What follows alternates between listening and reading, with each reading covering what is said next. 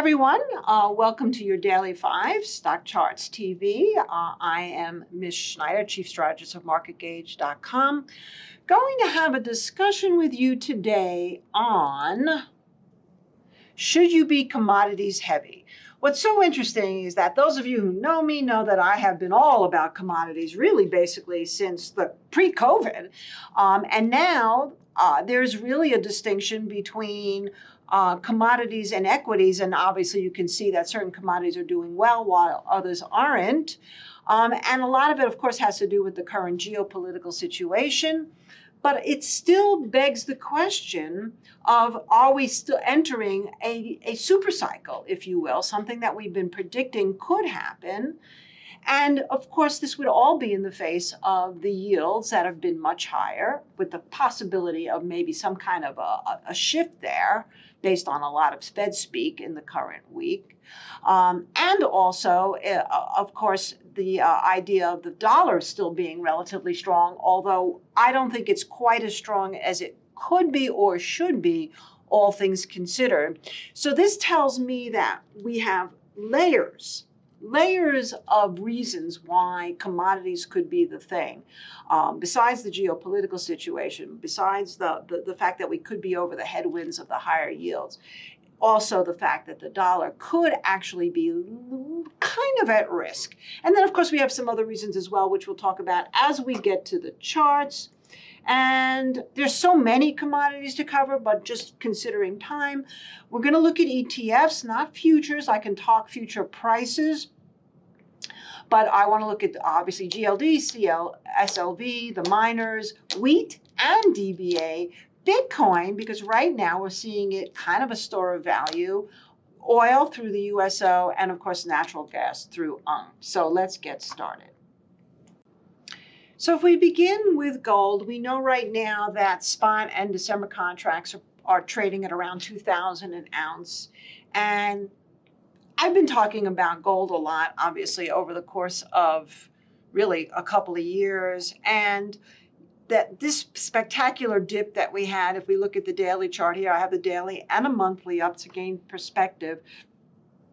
We always talk about the fact that gold always looks, when it looks the worst is the time to buy, and when it starts looking good, it's the time to sell.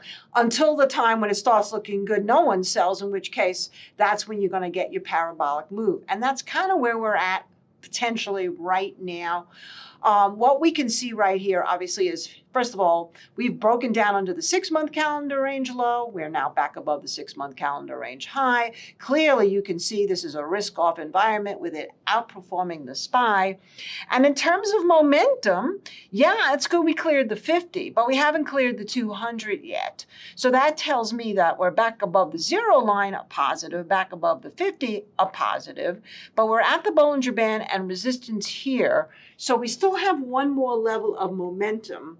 And once that momentum, if that momentum actually gets stronger, then you can count on this parabolic move. And I started out this year at my Outlook 2023 saying that I thought that gold could get to 3,000. Of course, I shudder to think of the reasons why that would happen, but nonetheless, as a trader, we have to separate that and say it's possible. And here we have this monthly chart. So we've had a lot of consolidation on the monthly chart on, let's call it the right shoulder with a head, and now the left shoulder. So really, if you just want to look at it on pure monthly closes, not wicks, but pure monthly closes, if we got a close in GLD over 186.37 as we end October, I think the writing is pretty much on the wall. Now we have to look at silver because there's a couple of reasons why silver is so interesting.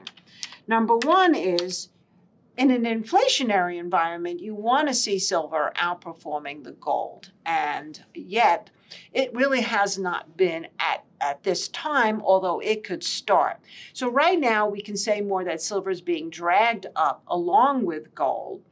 And yet the fears of inflation haven't really fueled yet. If anything, you're hearing people, because of Europe and Germany, talking about disinflation. But again, I will maintain that they are looking for inflation in all the wrong places. And one of the biggest reasons why inflation can ignite besides the geopolitical situation, that is the obvious one, would be if yields soften and the dollar falls. Because what that would tell you is not so much the pure play of yields versus precious metals or dollar versus precious metals, more of another unraveling, and that would be, does the Fed really have control of the situation? And part of the situation, of course, is the massive amount of spending that is going on to try to ameliorate the issues of the world and our own lack of oil supply. But that's a whole other story we'll get into momentarily.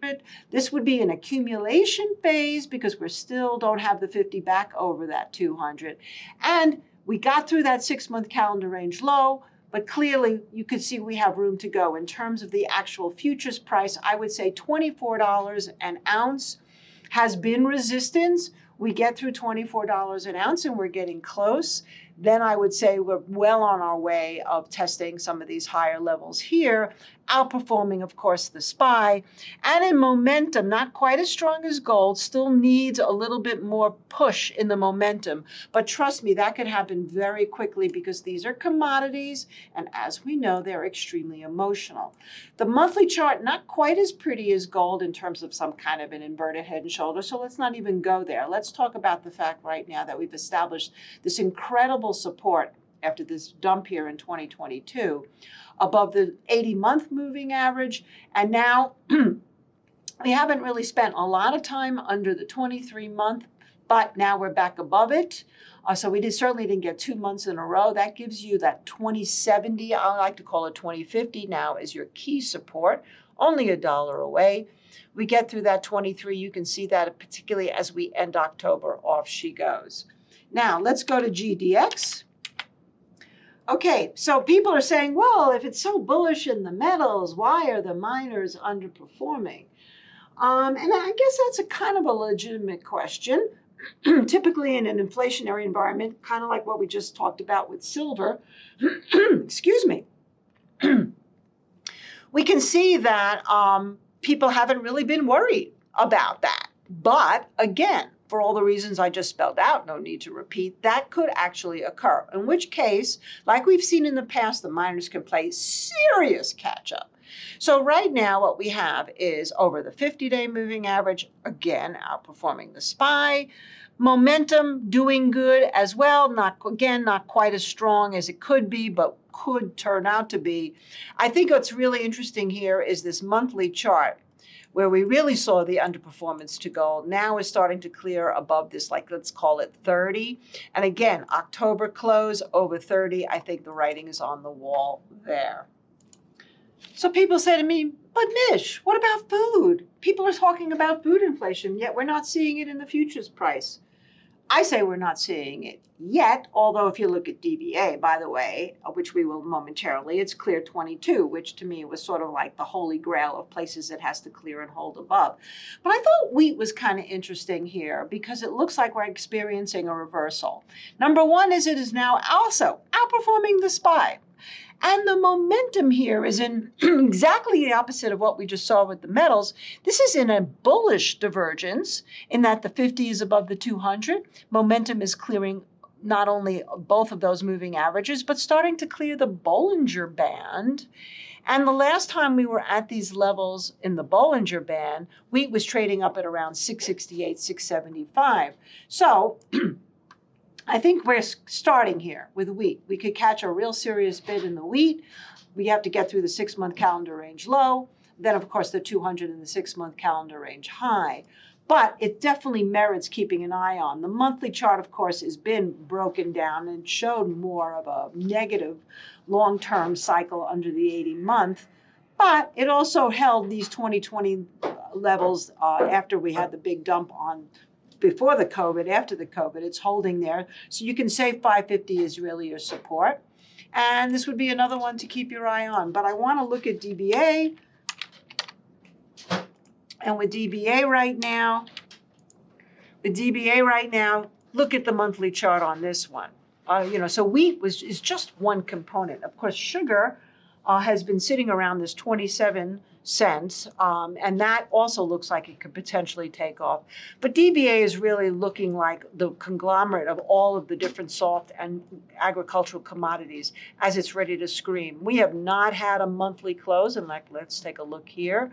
The monthly close on this particular period of time was right around 2210.